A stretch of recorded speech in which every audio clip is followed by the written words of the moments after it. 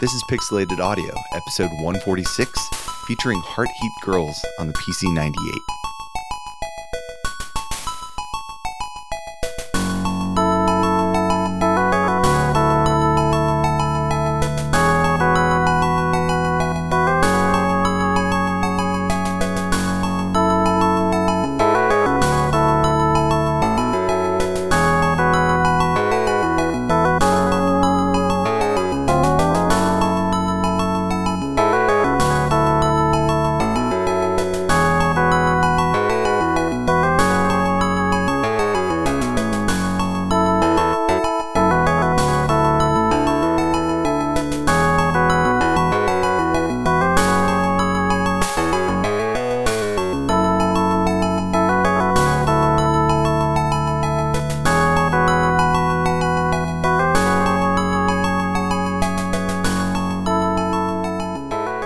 Welcome to Pixelated Audio, a podcast focusing on game audio, its history, and the people behind it. We're your hosts. I'm Gene, and this is Brian. How's it going? Today we're going to be playing music and talking about Heart Heat Girls for the PC-9801 series using the YM2203 or the OPN sound source. Lots of fun in the soundtrack here, so we're excited to chat about this title today. Oh yeah, great soundtrack. Not too long, but Brian brought this one to my attention, and I'm really happy to hear more of it as we go on through the show. Right. Originally, I was putting this pack together like several years ago, and I just never got around to finishing it. And I uploaded it kind of halfway done to VGM Rips, and then I guess Gnome took it over and just finished it up. So really appreciate that. It's just a fun soundtrack. There's a lot of really nice licks in there. We're gonna have a lot of fun listening to the soundtrack and kind of pulling it apart and talking about the game somewhat, and also the studio that brought it to us. Yeah, so that track that brought us in was the opening track, and it's just a nice, really smooth, kind of twinkly way to get into a nice PC-98 game. Mm-hmm. It's got that Ease 3 energy, you know, that sort of twinkly sort of ambience. yeah. Heart Heat Girls, aka H.H.G. And I'm not going to be saying that the rest of the episode. It's way too hard to say H.H.G. It doesn't roll off the tongue. But that's what it shows on the box art.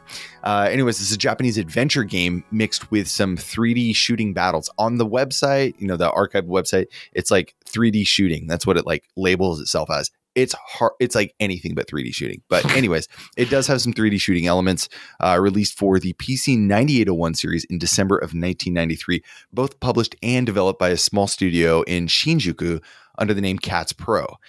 So we came in with that opening track. We're going to jump directly into the title music. So let's take a listen, and we'll be right back.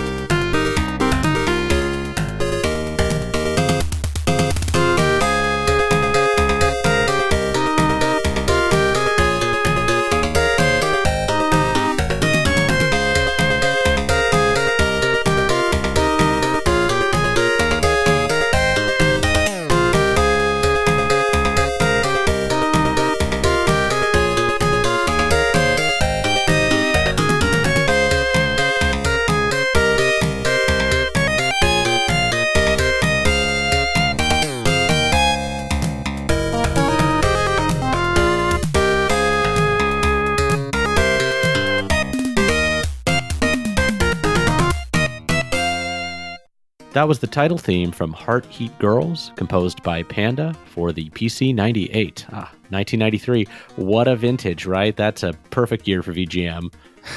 Yeah, this embodies a lot of what I love about music on the PC-98, PC-88. You know, this really nice blend and complement from the FM to the PSG. It has this really fun, bouncy, kind of reminds me a little bit of maybe some Popple Mail meets Lunar, kind of this kind of whimsical feel to it. Definitely a rad way to start out this seemingly dark game. So yeah, I thought it was an excellent title track. Same here, actually. You know, we got that opening that's a little bit more ominous, and then this one's just like, you know, bouncy dance track. And so I'm excited for fighting robots or whatever it is we're going to be doing. We're going to be doing. Yeah, so mentioned earlier that this was published and developed by a small studio in Shinjuku that went under the name Cats Pro, but Cats Pro isn't actually the name of a company, but rather the brand name used by Panda House Co. Limited. And when the company was established in 1993, it was active under two different brand names. So there was Cats Pro and Melody. Super confusing because when we were looking up information on that, we just were finding stuff all over the place. But in 2001, they switched to a unified name called Panda House, mirroring the company name. And this actually branched off another company called Ideas, now called F&C, that was creating game software. They had this large kind of studio that they would hire out sub companies to do. And from this company, it spawned a ton of smaller game studios that went and became independent game studios in their own, and other brands and stuff too in that wake. There was Fairy Tale, Elf, Cocktail Soft. We've talked about several of these. Muse Co., which was the music production department that spun off as its own entity. And then Panda House, which was most known for like their erotic games or eroge. And this is pretty much like the exact same thing you'd see in any other Japanese PC dev market. Like in the 90s, if you weren't making erotic adult games, you were in the wrong business because you weren't making money. That's you weren't making money. Yeah. So yeah, that's Panda House in a nutshell. Another game that was made by this company, Cats Pro Melody, is Night Slave, or as I call it, Adult Suit Lanos. Brian told me I couldn't put that in the show, but it's there. So it's probably. I'll approve it. It's a really awesome game. In fact, it was the first game that I played on my PC 98. It's a really good game. No, it's I don't know anything about it other than it's actually got really good music for one of those adult games, and I put this little description in here. Another one of these Brian approved. It's a hybrid side-scrolling mech action game and a visual novel with a different kind of action. Did not approve of that. No, he did not approve of that. That's fine. But the game itself is actually a really cool game. It does look just like Assault Suit Linus. You know, it has some adult content in there, but the thing about, Cats Pro titles, Melody titles, is that even though they were adult focused, it had only like a minor hint of that adult nature in there. It wasn't like strictly a pornography game. It was aimed at adult adventure game. So it has, some suggestive themes and, alcohol, violence, stuff like that. But at the same time, it's not. It is focusing on gameplay. It's focusing on all these other things that don't really constitute as just like an adult game in that fashion, I think. It's basically a Kojima game. No, I'm just kidding. No, they made real games. They made real games. They made real games. And running the show is a person that goes by the name Panda. That's how Panda House came to be. I guess Panda was running the whole software studio, and it kind of just morphed into Panda House. We went to the website on Archive. It's, what you would expect from a 90s website. It's kind of, ugly, all over the place. Yeah. Several people had joined the company and done various things. There's like programming, artwork. Panda was responsible for music and I think design concept, stuff like that. The company itself is interesting because Gene and I were talking about this last night, actually. It's very much embodies like a doujin. Yeah, it's good, which is like an indie game studio, which and they went professional and started making games. Exactly, but it actually isn't, right? Like it just has that kind of playfulness to it, and a lot of the stuff on the website, it's really, it's kind of silly and like like Panda, a little tongue in cheek. Yeah, it's really, really cheeky, and that's something we saw a lot in the doujin groups, but this was very professional because the quality of titles that were coming out, the production, I think it was Bobby Box or something, was the company that did the distribution and sales, and they made these elaborate boxes and artwork, and the team that did the art and even in this game is just really good. What's interesting is the game spanned across 12 different discs, floppies. Man. Yeah, 12 discs. Yeah, and we talked about this in the Illusion City episode, I think. We brought this up the other day. Like the intro alone, was the first 2 discs, right? Pretty much, yeah. And I think this game does the same thing where we were watching a playthrough and it literally. No, we were playing it at my at my house remotely, but I want to say we were a 5 minute in before the discs. It's switch to disc 3. But it's a cool intro, the artwork's really good. And it was 12 discs. When the game came out, it was almost $90, and it was bundled with a CD that had, it was Cats Pro Best, and it had music and stuff on it, some remixes. It had a vocalized version of the intro track. I tried to find it, but I couldn't find it anywhere. And then I think it had some bromides, which were a thing in Japan in the 90s. So you can have cards of the characters. I can just imagine being there. It's do I want Dragon Quest or do I want Heart Heat Girls? It's a really tough choice, man. It's a tough one for $90 for, back in the 90s. Anyways, in 2006, the company shifted a bit, and they released a few other titles under Melty Studio and Melty Mate, which was basically their budget software and download only sales sites. Those eventually dried up in 2007, and they are no more. But they did produce, a handful of titles, about 20 different titles. I think when they got into the early 2000s, it started going more into the what we would classify as eroge, more adult themed pornography style games. But their original stuff was really in that really sweet pocket of Japanese adventure titles. So yeah, and I gotta say that transition to the new century was tough for a lot of game companies. I mean, even the big dogs were having trouble. I remember the early 2000s, companies were just dropping like flies. There's no room for mediocrity or I remember poor sales or letting your staff try to work for free. It's they couldn't take the risks that they originally could in the 90s when it was people just kind of sitting around. I was even looking at the company website, and they have a PO box, and it's just an apartment building, just some dude's apartment. So super professional. Very professional. Cats Pro. Melody. Panda House. Yeah, there you go. Anyways, let's get into our next track here. This is SAIT, or SAIT, composed by Panda.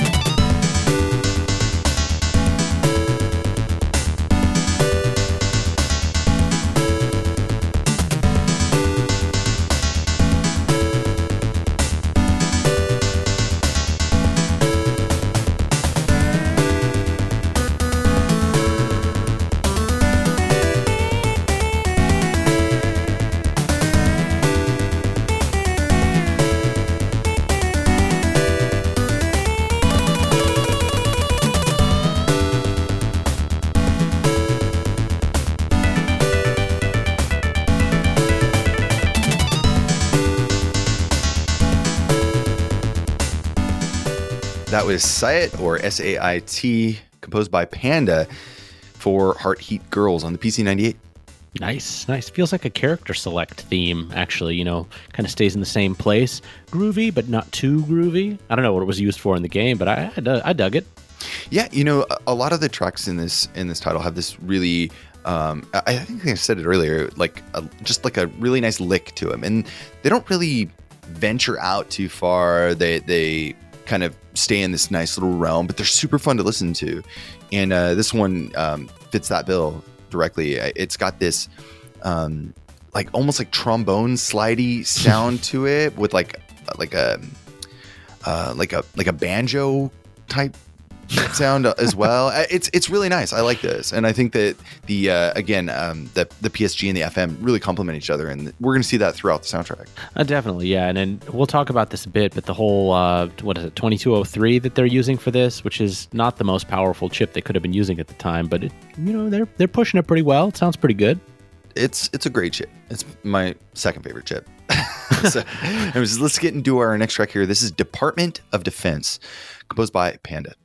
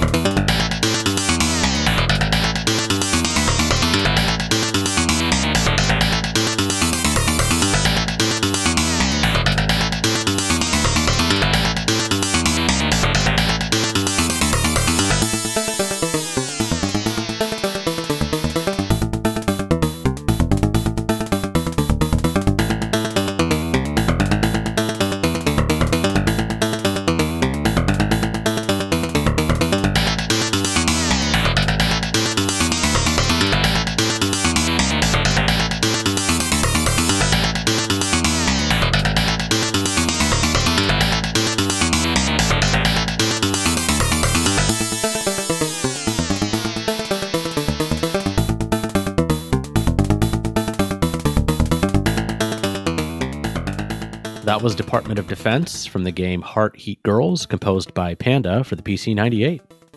Yeah, this is an interesting track, and we'll see this sometimes as well, where there is actually no PSG at all. It's got this really nice FM lick, and they stick with that. So yeah, cool getting track. a nice little guitar pluck on the the FM tracks. I dug it. A lot of these tracks are really short, but you said it perfectly. There's a lot of these tight little grooves and these licks, and I feel like that really captures the essence of the soundtrack. Just all these little cool licks. Exactly. And you were talking about like more powerful chips, and like I'm assuming is you're referring to like Soundboard 2 or like the 2608, right? Oh, of course, yeah. I think that for ease of not the game ease, EASE. Yes, for ease of distribution and consistency, it was always you could always fall back to the 2203 and play safe, right? You could guarantee that they'd have it. Guarantee that you'd have a soundtrack and everybody would get the same thing, right? And you're not really losing anything. You're just not gaining those extra channels, right? Because on the 2203, you only have 3 channels of FM, 3 channels of PSG. So you do make that sacrifice, but you can see we have this really nice, strong sounding timbre out of the FM that we do get. So that's still a win in my book. True. And they're not splitting the difference, trying to write for 2 different sound chips, trying to cut the tracks down to make it work in both places. So, I think they made the right call on this. Exactly. So we also mentioned that Panda was the main composer. I never did find a name for Panda. I looked around for a long time. But I actually have to take a step back because Panda, while Panda did all of the music for this, I believe, there's also a credit for Muse, which is that independent recording house that popped out of F and C. Right. And so they are credited as well. I'm not sure to what degree, but on the Panda House website, they do show a lot of these tracks.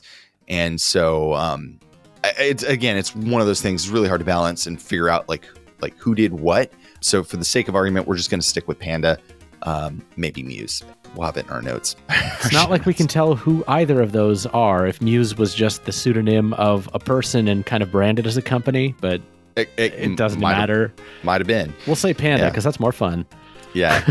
Now, the game itself had Cats Pro had their own little jingle that I wanted to play earlier, but I didn't. Do you mind if I play that now? It's super simple. Of course. Any pro company, any Cats Pro company has a jingle.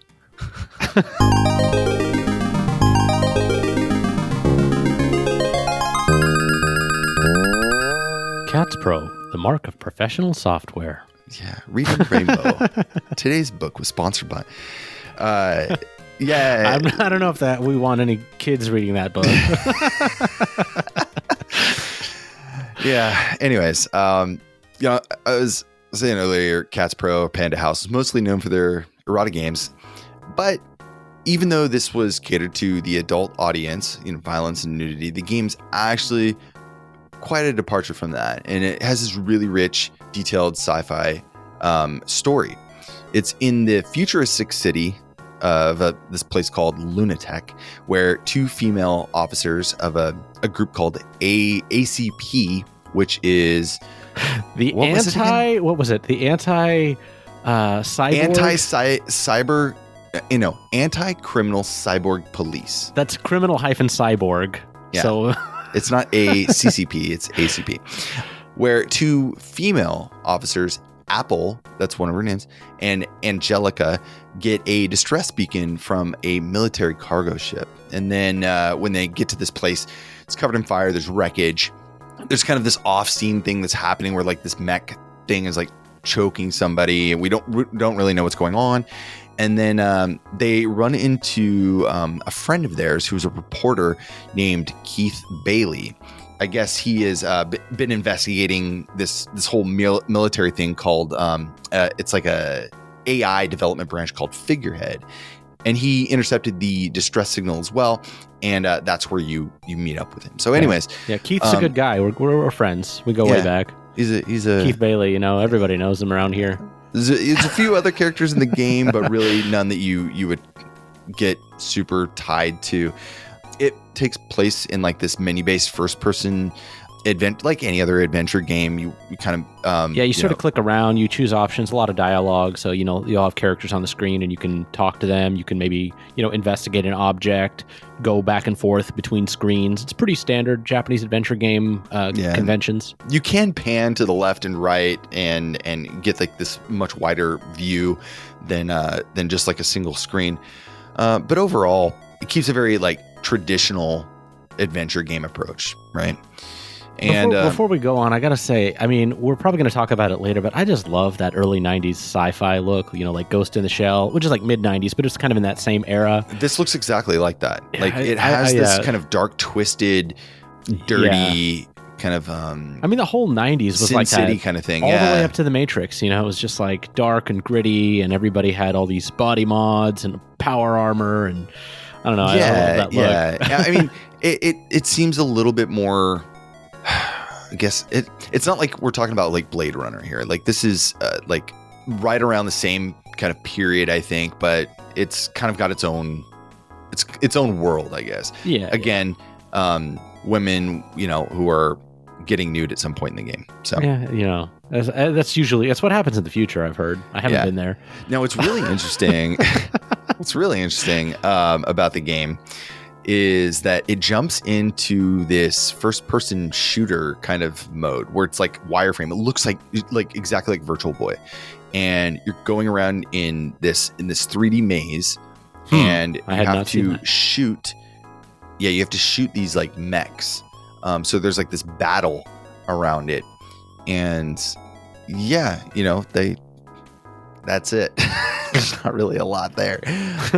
But again, the story is really good. There's a lot of like memorable scenes, memorable music, and I think the characters are pretty endearing and pretty genuine. So I'll have to take your word for it because it's only in Japanese. But we should move on to another track. Give people what they came for. Yeah, I think we're good about talking about this game. I might bring up a few other points. I tried to play it more today just so I could, have something more to talk about. But at the end of the day, it's just an adventure game. So let's get to our next track.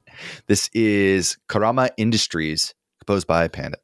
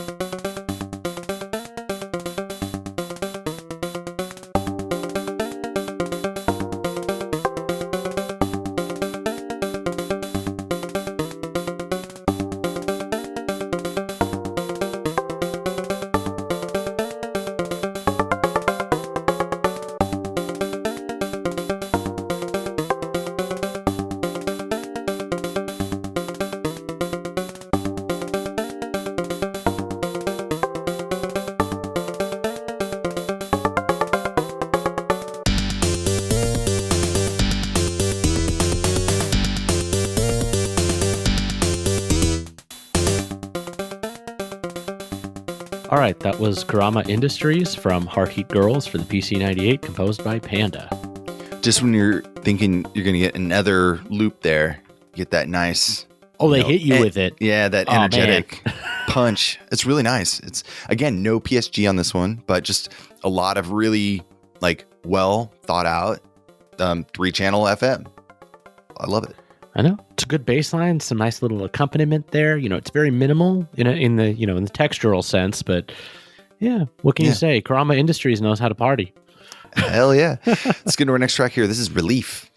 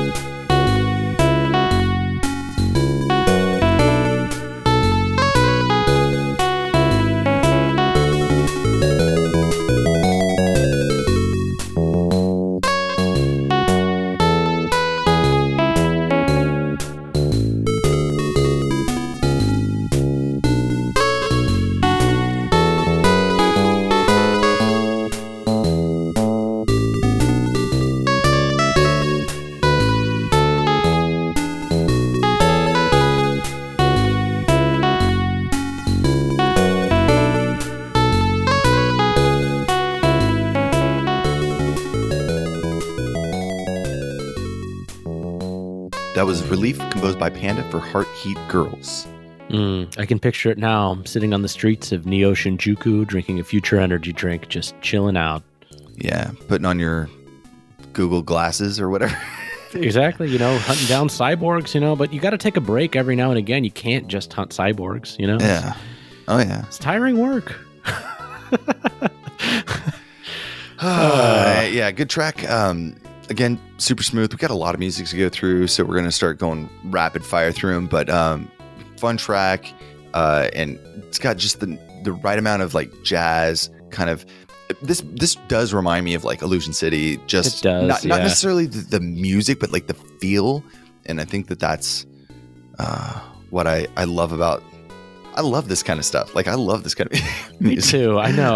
Really, Illusion City and all of the stuff by Manabu Saito and Ryu Umemoto. It just is this like, I don't know, that early to mid 90s PC-98 FM sound is just so welcoming. Yeah. Exactly. Let's go to our next track here. This is the 3D map that I was telling you about, the wireframe kind of map. Actually, this isn't the battle part. This is the map itself of the different locations. So let's take a listen. We'll be right back.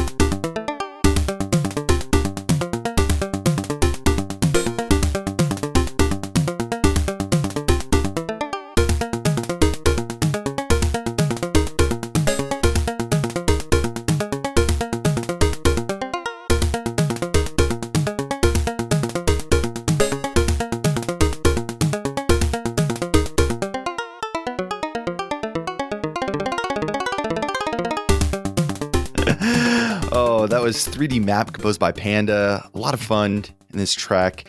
Again, it's minimal. It's super exciting and fun for only a short amount of time, and then it ends, and then it drops you back right into that loop. But a lot of fun. I like it. Sweet little turnaround. You know what I immediately thought of though when I heard this was Magician by Neil Baldwin on the Nintendo.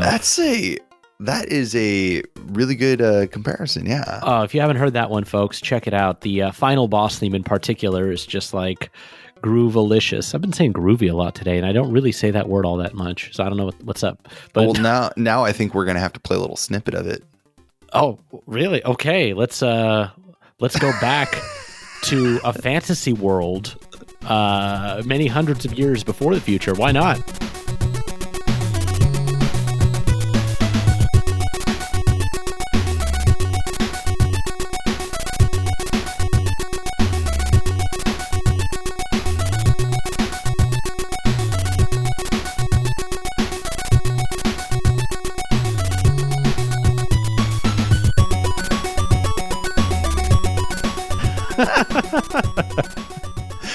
Anyways, yeah, it's I really like this track. I think that the next track here, this is Shower, which sounds like an erotic scene, but I actually think this one's pretty tame. So let's take a listen. Be right back. This is composed by Panda for Heart Heat Girls on the PC-98.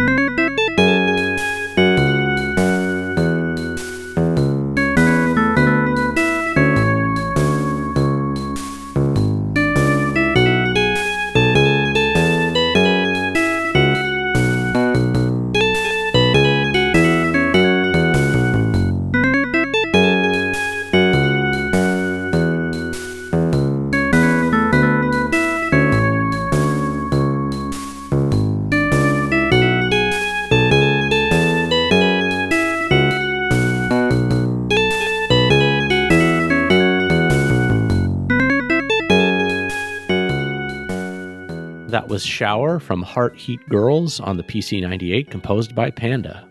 Yeah, another smooth one to follow up the 3D map track. Had to loop this one because it's really only like, what? Like 20 seconds. 20 seconds or something like that, but nice groove. I can picture it now. I'm drinking a synthetic beer in the shower, just watching a All right, moving along. This next track here is ACP, which is the Anti-Criminal-cyborg Police Patrol. Anti-Criminal-cyborg Patrol, I think. What did I write down? Anti-Criminal-cyborg Police. So let's take a listen and we'll be right back.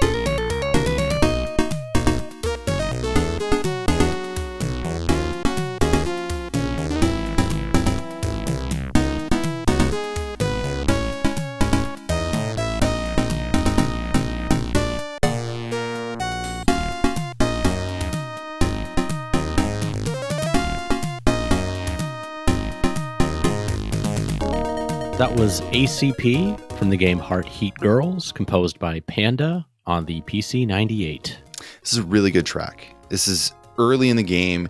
It's something you're going to hear pretty frequently, and it's just got a really nice melody, kind of this nice organ, jazzy organ to it. Just a really well tight-knit track. I like this one. Oh man, this one's going full out. I gotta say, like, a lot of those other tracks we played, they're like 20-second, 30-second interstitial tracks, maybe a short scene here or there. But since you're here a lot, I mean, they got to make a big splash. So this definitely lands. Absolutely. I really like this track too, because you get the PSG, the SSG, just kind of like accompanying those stabs of the dun dun dun. Like, take a listen real quick. Mm-hmm.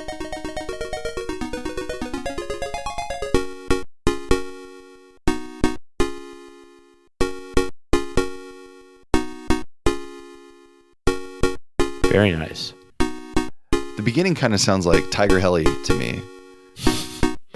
I'm not as familiar with that one, but I'll take your word for it.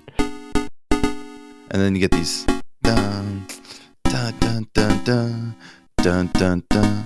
Very like 80s.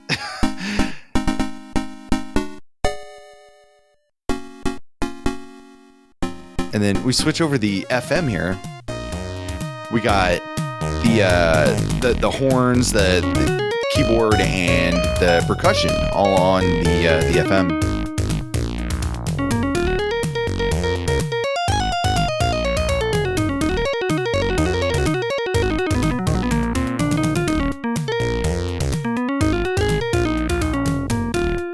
You can see really how, like, with 3 channels, really make use of that chip to the fullest. I mean, really. I love the percussion on this track. I mean, it's simple, but it's like it's I don't know, it's punchy. It's got the right feel.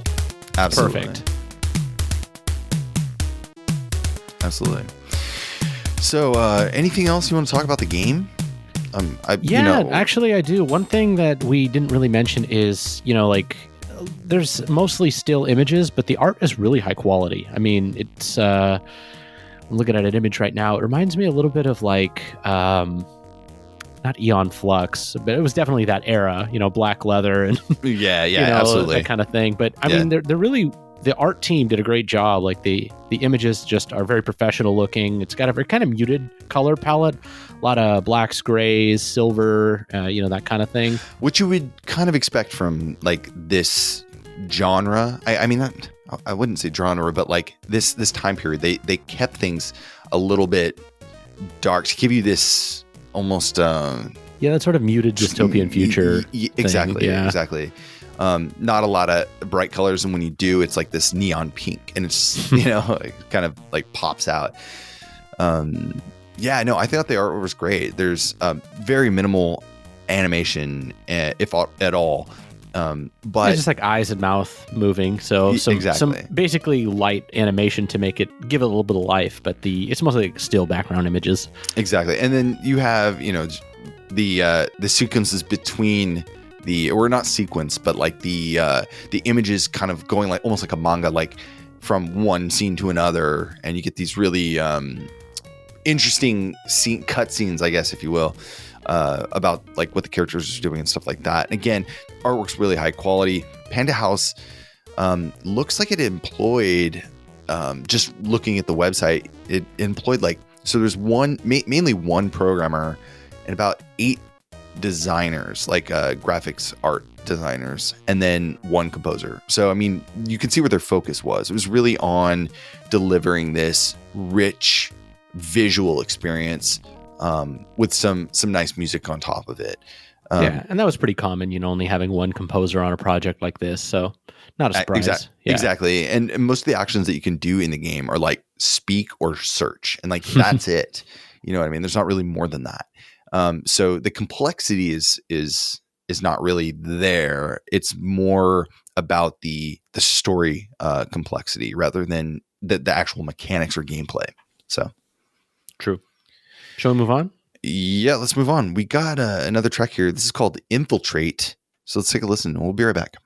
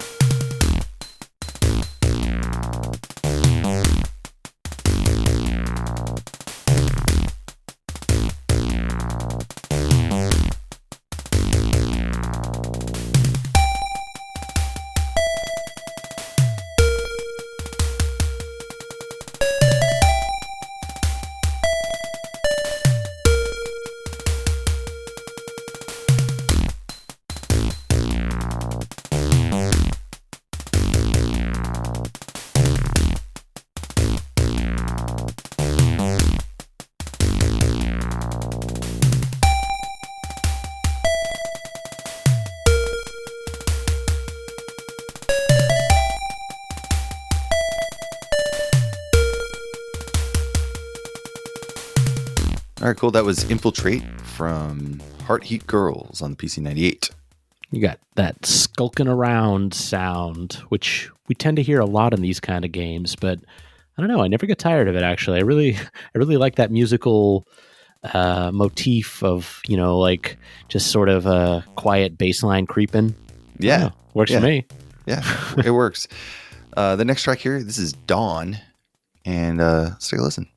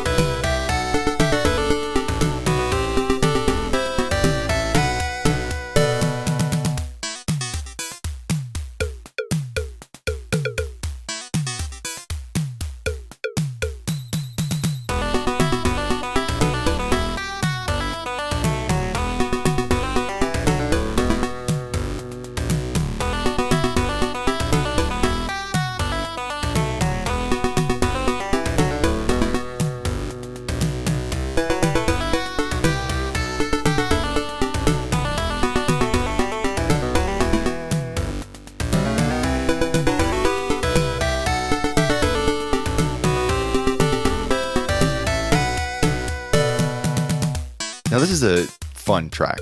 I love that instrument, that whatever that is trying to approximate. That's Dawn, composed by Panda for Heart Heat Girls. What do you think? I don't know, is it like a wood block or something? That kind of upper thing? But yeah. I don't know. I thought it was fun. I mean, this is definitely one of the more kind of interstitial tracks, Absolutely. Keep it light, keep it breezy. Yep. The next track here is called Mixed.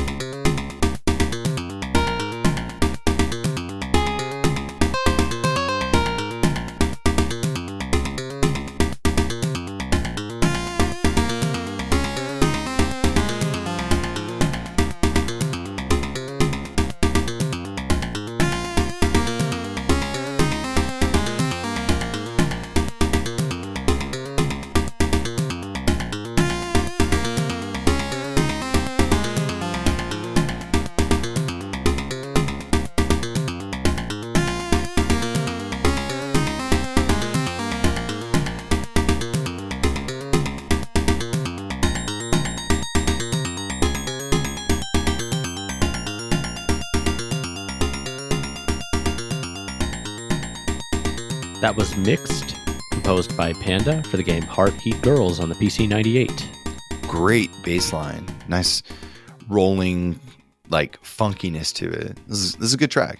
Oh, yeah. I mean, that track just keeps you moving, and there's just, it's pushing you along the entire way. It's, like, melodically, I think it pulls from one of those Relief or whatever tracks, at least in the beginning.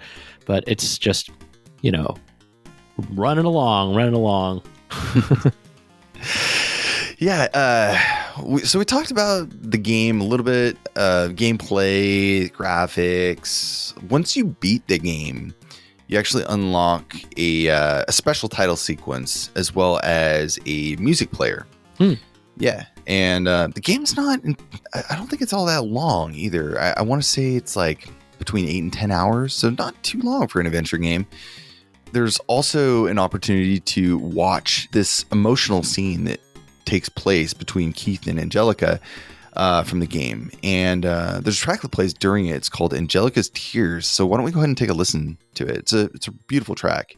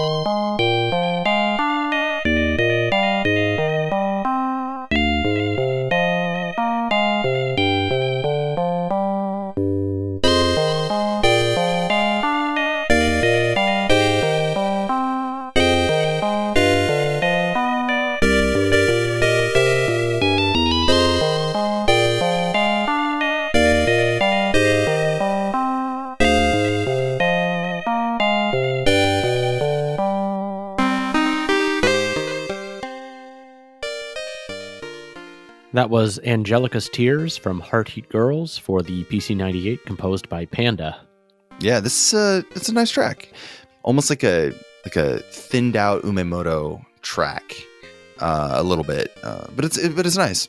Yeah, I was gonna say something like that. You know what I really think is interesting about this track is like you can hear it's only using the 3 channels, or maybe I guess it's also got the PSG in there, but you can hear what this track would sound like if it was bigger. Like it works on its own, but I really wish it had that bigger sound chip with the more channels. Yeah, like this one especially feels like it just needs that extra synth or pad texture to kind of fill it out a little bit. You get a little bit towards the end, but still pretty strong. Leg room. I gotcha. Exactly. Yeah. So our next track here is Counterattack, composed by Panda.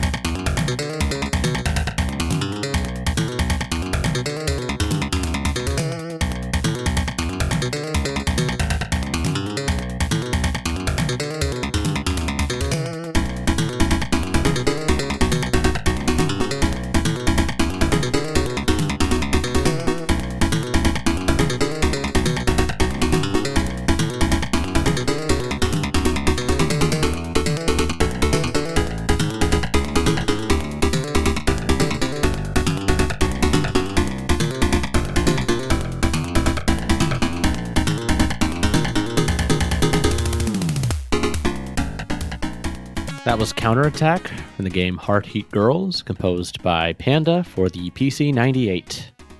starts off kind of making you guess where it's going to go, and then that bass line drops, and it is so fun. Again, it's really minimalistic. It's mostly about that bass line, but still, it's a heavy hitting energy for almost like a single channel doing the work. I like it. Yeah, for anybody who's listening that writes chiptunes, steal that trick. That bass delay, you hear it on Melody all the time, but it's so good. I feel like it makes the track. Oh, absolutely. We got like two more tracks here. I did want to say, the game, when it came out, it actually had pretty good reception, considering that it never made it out of Japan. It did have pretty good reception, for what I can tell, and it was like a pretty good, solid title. I mean, it was released for, like we were saying, like $90, and had all this extra production value thrown into it with the CD and all this, artwork and stuff. But I think overall, there's some people have fond memories with it. It's a really good story, and I think that even though the game is fairly easy, I think you can play it without even speaking Japanese. You can at least like play through the game because it doesn't require any skill, right? Like it's just like click, So it really falls back and relies on storytelling and delivering this message about what's going on, rather than trying to make you solve puzzles. So yeah, it seems like a pretty straightforward game, and like you said, it's only about 8 to 10 hours, which honestly is pretty much on the short side for a Japanese adventure game visual novel. So I'm sure if you're inclined, you can find a playthrough of it or try to get through it yourself. Yeah. Right. When I was originally coming up with the names, I think I looked through like a playthrough on Niku Niku Doga, and that's how I was able to get some of the names on there. But really, at the end of the day, like if I would have just like sped through it and played it and unlocked the mode, I probably could have found all the names anyway. So I'm sure at least all the Japanese names. So let's get into our next track here. This is Reminiscence, composed by Panda.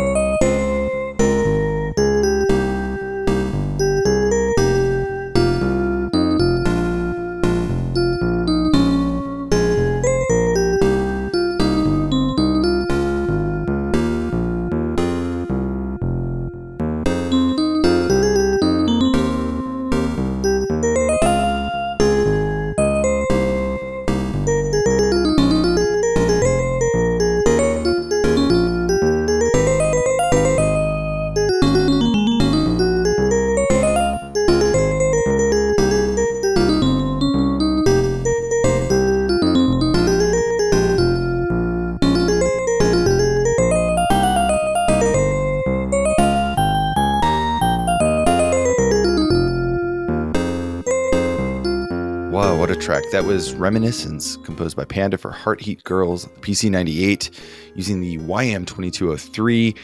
What a solo, right? Yeah, what a track. I thought it was just going to be kind of a mellow, relaxed tune, but it picks up right in the middle, and it's way more virtuosic than I was expecting. Yeah, it's a really, really good track. I thought too. I mean, you kind of hear that similar kind of theme kind of coming back, right, in this track. But then it does something on its own and gives you this nice, groovy melody to listen to and kind of reminisce. Think back on all the criminal cyborgs we killed along the way.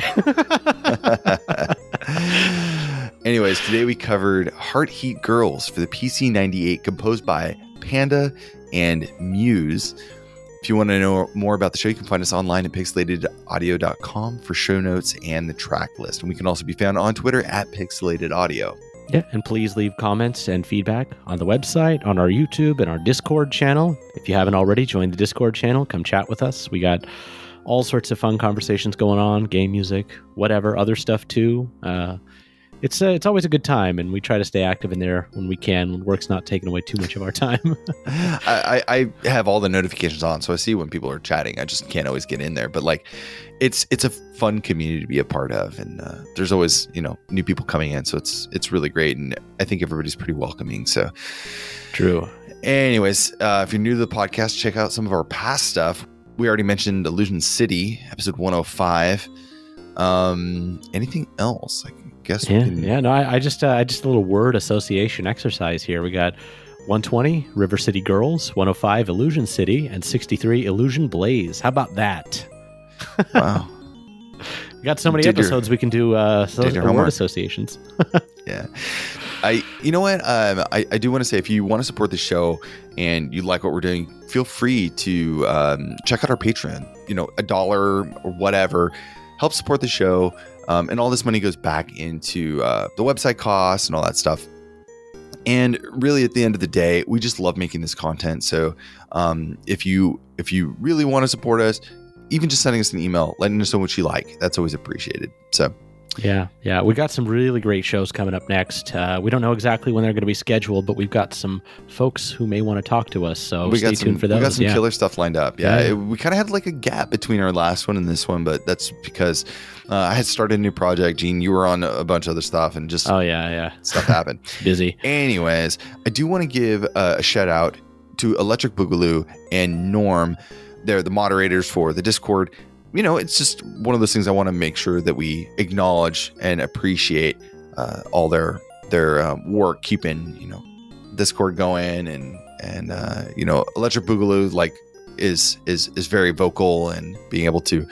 And they Electric Boogaloo also rips the audio and puts them to video and then we put them up on the YouTube, and that's a huge help. Really, really is really great. Absolutely. So. Thanks, guys, both for always being there and helping us out. And anybody who else wants to be involved, let us know. And we are more than happy to get the help. So thank you guys so much for listening. We have one track taking out the show. This is the ending track. And hopefully we'll see you back in just another week or so for our next episode.